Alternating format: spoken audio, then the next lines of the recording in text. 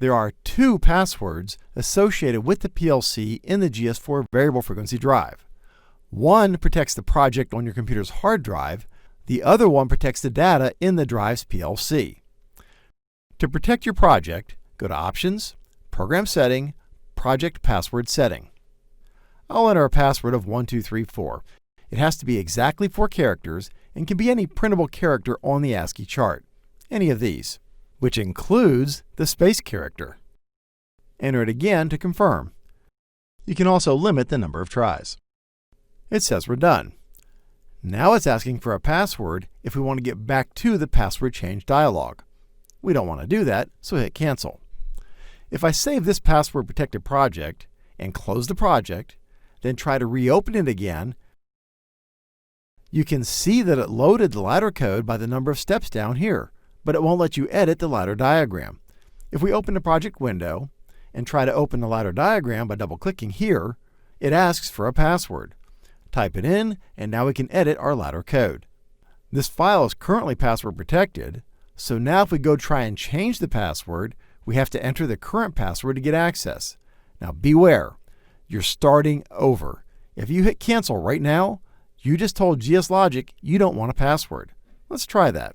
Save it, close the entire project, bring it up, and sure enough, we don't need a password. So canceling out of this dialog clears the password if you save the project.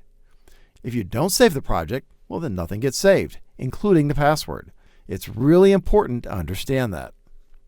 Okay, that was how to password protect your project on your hard drive.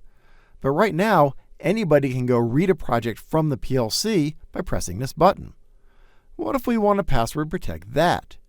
Easy. Just go to Communication, System Security, PLC Password Setting. It's the same thing, right? Enter a password, confirm it, hit OK. We don't want to go back to the password dialog box, so we'll hit a Cancel, and that's it. The PLC is now password protected. If we try to download the project, we get a password challenge screen. Enter the password, and we get the requested ladder code from the drive. This also applies to writing a program. If a password has been set in the PLC, then you'll have to enter it to overwrite the PLC code.